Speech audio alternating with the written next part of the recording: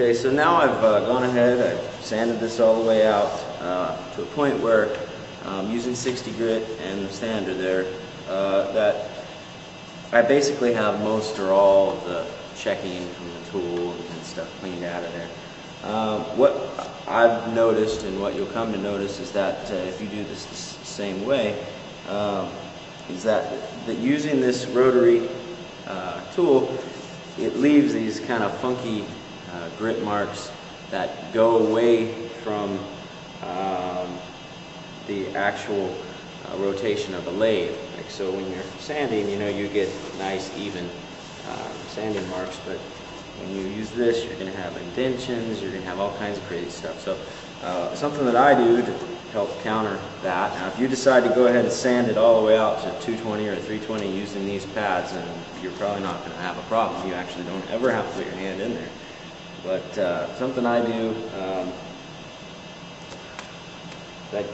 make sure my lathe is all the way down.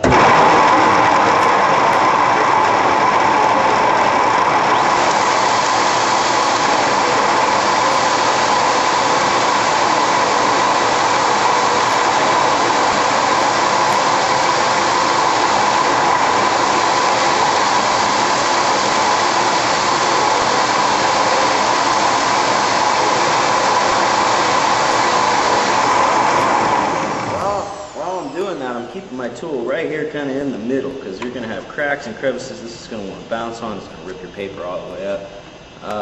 What's this is doing is kind of giving me more of a balance, because it's spinning and sanding at the same time, kind of putting back that, getting your grooves out of there and stuff out of the inside of the tool that was put there by using this in the first place.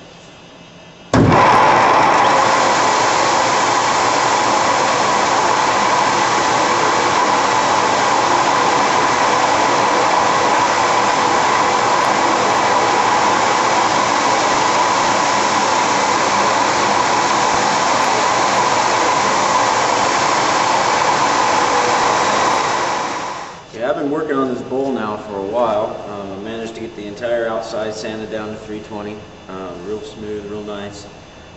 Using my tool there, I've managed to buff out most all these kind of inconsistent scratches in here, leaving myself a real nice inside of my bowl.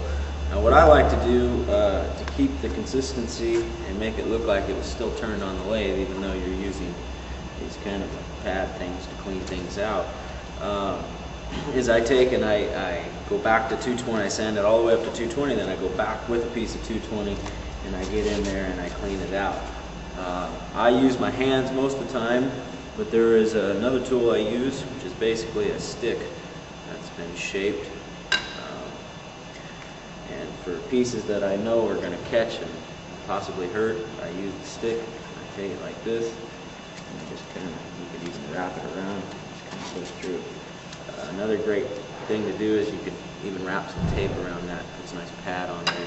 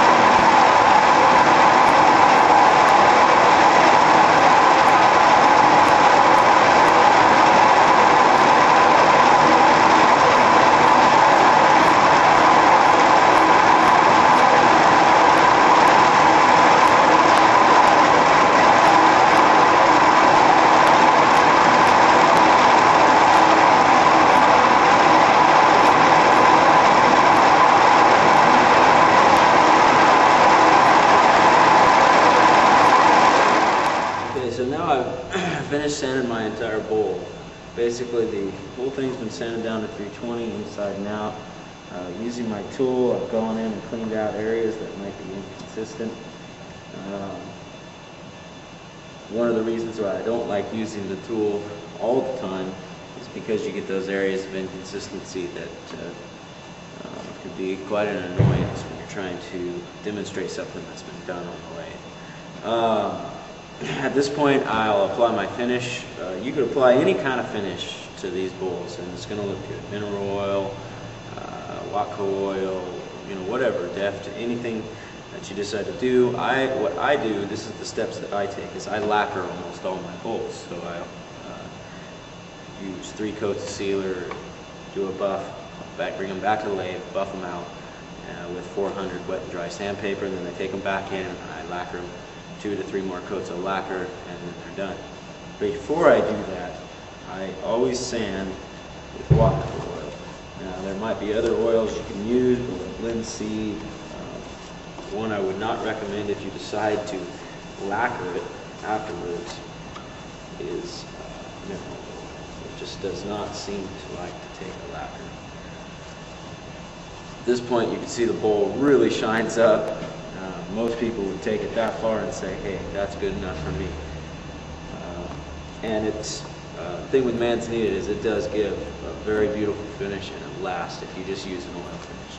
At this point I take my old pieces of 320 sandpaper and I'm going to sand this in.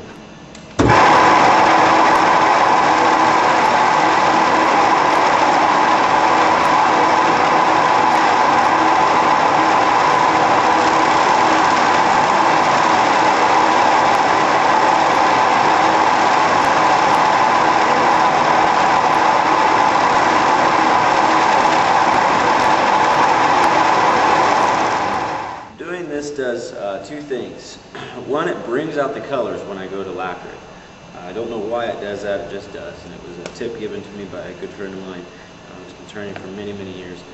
And it's really helpful to bring out the colors of the wood. Also, what it does is it puts a nice seal to it, so when I go to lacquer it or sealer it first and then lacquer it, it's already got a seal. And then lastly, what it does is having this rub like this puts a polish. It takes out most, if not all, of your sanding marks. Great tool. Next, I'm going to come in here and I'm going to clean it up again like this with some more Watco oil. Really puts a shine to the bowl. Take this, put this over here. Take a rag, and what I do is I do this very carefully. I must mention it's very carefully. I wrap it super tight around my hand like that, super tight, because you don't want these things to catch it all. Basically want to be like you're just sticking your hand in there.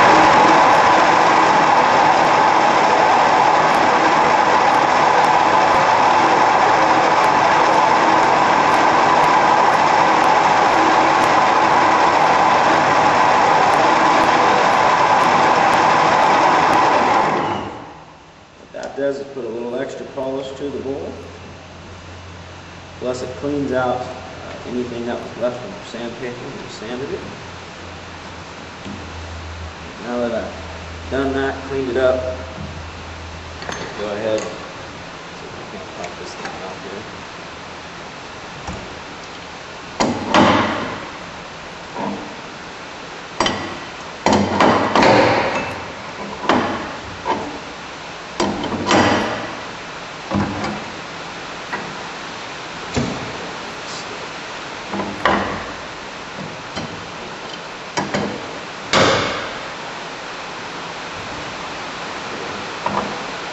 Now that I got it off, I'm going to come around here and I'm going to show you up close and personal.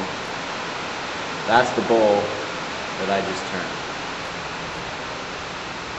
I have my foot, which will later get cut off.